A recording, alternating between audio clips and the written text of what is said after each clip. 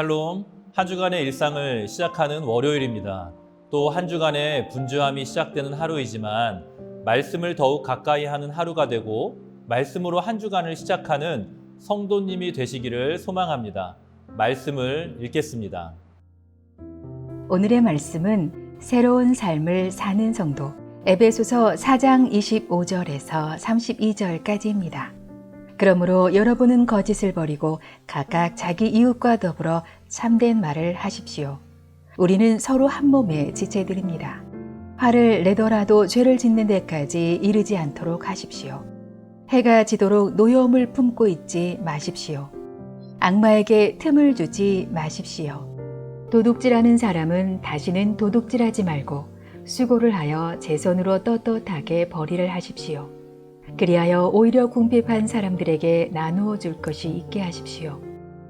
나쁜 말은 입 밖에 내지 말고 덕을 세우는 데에 필요한 말이 있으면 적절한 때에서 듣는 사람에게 은혜가 되게 하십시오. 하나님의 성령을 슬프게 하지 마십시오. 여러분은 성령 안에서 구속의 날을 위하여 인치심을 받았습니다. 모든 악독과 격정과 분노와 소란과 욕설은 모든 악의와 함께 내버리십시오. 서로 친절히 대하며 불쌍히 여기며 하나님께서 그리스도 안에서 여러분을 용서하신 것과 같이 서로 용서하십시오.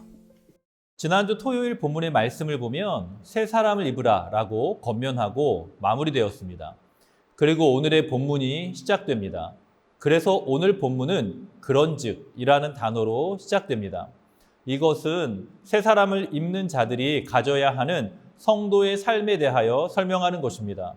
오늘 말씀을 두 문장으로 정리하면 첫 번째는 금하는 것에서 돌이키라 이고 두 번째는 명하는 것에 순종하라 입니다. 금하는 것에 돌이키라.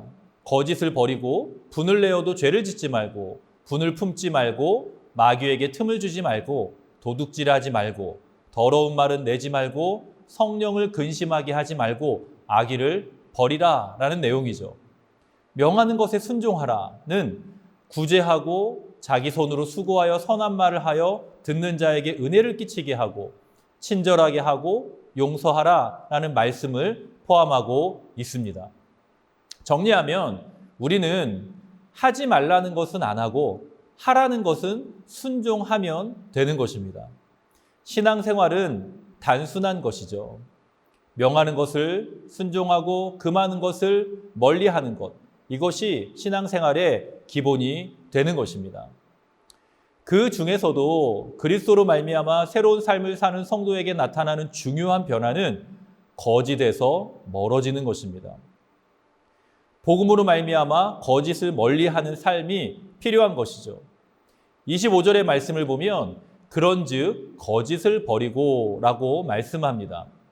성도에게 거짓을 버리라는 권면은 복음에 기초한 것이죠. 24절에서 중요한 힌트를 얻을 수 있습니다. 하나님을 따라 의와 진리의 거룩함으로 지으심을 받은 새 사람을 입으라. 하나님 안에서 얻은 진리입니다. 이것은 예수 그리스도로 말미암아 얻게 된 진리이죠. 주님께서도 내가 곧 길이요 진리요 생명이다 라고 말씀하셨습니다. 그리고 또한 하나님의 속성과 거짓은 함께할 수 없습니다. 신명기 32장 4절의 말씀에 보면 그는 반석이시니 그가 하신 일이 완전하고 그의 모든 길이 정의롭게 진실하고 거짓이 없으신 하나님이시니 공의로우시고 바르시도다 라고 말씀합니다. 사탄은 거짓말하고 속이는 영입니다. 최초의 인간을 속여서 범죄하게 하고 하나님 없이도 살 수 있다고 거짓말하며 지금도 하나님보다 세상이 더 좋다고 우리를 속이고 도전하는 존재가 바로 사탄입니다. 진리가 없는 곳에는 거짓이 이기게 되죠. 하지만 성도는 진리로 거짓을 이기는 삶을 살아야 하는 것입니다. 그렇기 때문에 25절의 말씀처럼 이웃과 더불어 참된 것을 말해야 하는 것입니다. 복음으로 말미암아 새 사람이 된 성도들은 나 자신이 진리 안에 있어야 할 뿐 아니라 이웃에 대하여도 진리로 참된 것을 말해야 하는 것입니다. 여기서 이웃이라고 표현된 대상들은 지금 이 서신을 받고 있는 에베소 교회를 말하는 것이며 더 나아가 에베소 지역에 사는 주변인들을 의미할 수도 있습니다. 내적으로는 거짓을 버리고 참된 것을 말하는 것이 공동체가 공동체답게 하는 요소가 되는 것이죠. 더 나아가 세상에서도 참된 진리를 말할 때에 그들이 공동체로 들어오게 되는 은혜의 통로가 되는 것입니다. 오늘 말씀에서 얻을 수 있는 두 번째 교훈은 무엇이냐면 성령을 근심하게 하지 말라는 명령입니다. 30절의 말씀에 하나님의 성령을 근심하게 하지 말라고 권면합니다. 도대체 인간이 무엇이기에 인간 때문에, 우리 때문에 성령이 근심을 하게 되는 것일까요?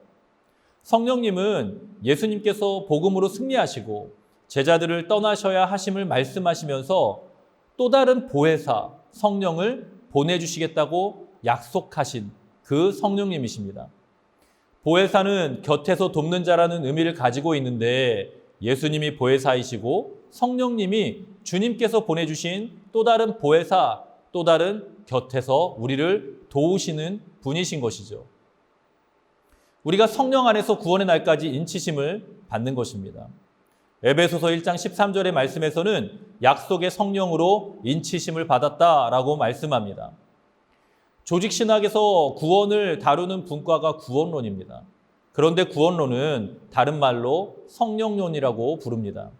성령께서 구원의 일을 이루시기 때문에 그렇게 부르는 것이죠. 그런데 성령을 근심하게 하는 것은 구원의 확신에서 멀어지는 삶을 사는 것을 의미하는 것입니다. 이미 인치심을 받았음에도 구원에 대한 확신이 없는 것처럼 영혼이 구원받는 일에는 관심이 없는 것처럼 살게 되면 이것은 우리를 구원으로 인치신 성령님의 마음을 아프게 하는 삶이 되는 것입니다. 사랑하는 성도님, 오늘도 큐티를 통해 말씀의 시간을 갖고 계셔서 너무나도 감사합니다. 우리는 그리스도 안에서 새 사람이 된 인생을 살고 있는 성도입니다. 하나님이 미워하시는 삶은 버리고 선한 말과 성령의 충만함으로 승리하는 하루가 되시기를 주님의 이름으로 축복합니다. 함께 기도하겠습니다. 살아계신 아버지 하나님, 우리가 새 사람이 되어 하나님이 기뻐하시는 삶을 살아가는 성도의 마땅한 삶을 살아가게 하여 주시옵소서. 주님께서 금하는 것, 미워하시는 것 멀리하게 하여 주시고 주님께서 명하시는 것, 기뻐하시는 일에 순종하는 나의 삶이 되게 하여 주시옵소서. 거짓을 버리고 성령 충만하여 이 세상에서 믿음으로 말미암아 승리하는 모든 성도님들의 삶이 되게 하여 주시옵소서. 예수님의 이름으로 간절히 축복하며 기도드리옵나이다. 아멘.